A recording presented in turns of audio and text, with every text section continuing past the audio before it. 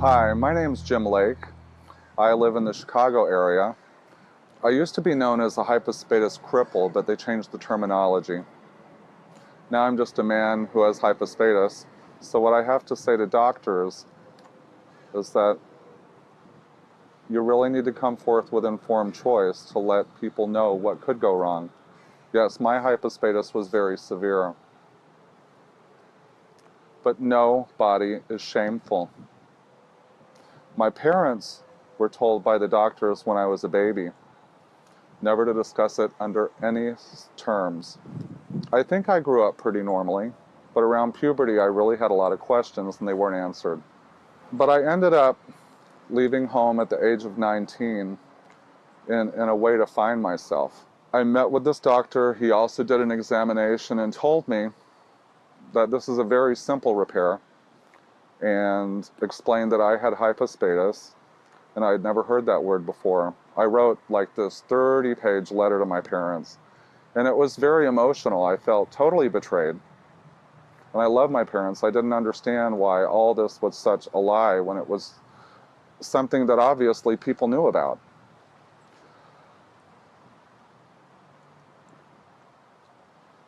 So my parents replied, and they also sent my medical records. And yes, I had had I had had 7 surgeries as a child. My doctor really wasn't concerned about my medical records. He just wanted to start from this day forward. So he did surgery. The next morning, it was infected. 5 more surgeries followed every 6 months, each one just as infected. He told me that there's nothing else he can do and that there was no other doctors that he could refer me to. I have now had 24 operations. The last few have been successful, but they never tell you how long they're going to last. At least my current surgeon is very upfront about it, and he says, you know, if it lasts for 5 years, you're doing great. So every 5 years I look forward to something else happening, usually because of urethral strictures or scar tissue. So it's been about 2.5 years since my last surgery, so I'm feeling good right now. Everything's coming along. So the main thing I want to say to doctors is really get to know the patient and where they're at and what their actual questions are. So please talk to your patients. Things are changing, but things are changing slowly. I wish they'd take their time to make sure that it actually is a medical emergency so that the person having the surgery can have say in what happens to their body instead of all of a sudden feeling like a freak. My story doesn't have a sad ending. In fact, I've always had a very positive attitude, even through all that. Or all this, as it'll never be over. I guess my real goal is, I want you men to know, and I want you kids to know, and I want you moms to know that there's a person here. And even though you're afraid of what's going to happen to them, are they going to have a sex life? Are they going to have a good sex life? Are they going to get married? Are they going to have children?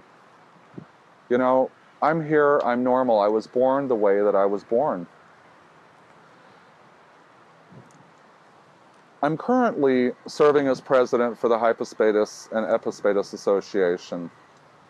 And I'm very disheartened sometimes when I see these new posts from parents who just discovered that they have a kid with hypospatus and that they've already scheduled the kid to have the surgery. A few weeks later, I'll look back and it'll say, I wish I wouldn't have had the surgery because now there's a fistula or there's an infection. And I'm not saying that I want to take away parents' rights by any means. I'm just saying that you really need to be informed about what's going on.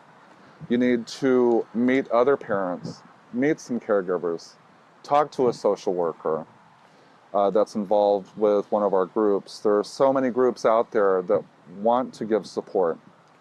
There are so many men out there who get together and share their lives and let that raw emotion come out. and then they're not isolated anymore. So to you, just take your time and get to know and love your child for the child that they are. And then see if the child really wants, if when the child's able to communicate at age-appropriate levels, then see what really is necessary. I understand that there are some things that are medically necessary, and those need to be taken care of. But you have to understand when you cut, it causes scar tissue. It causes nerve problems.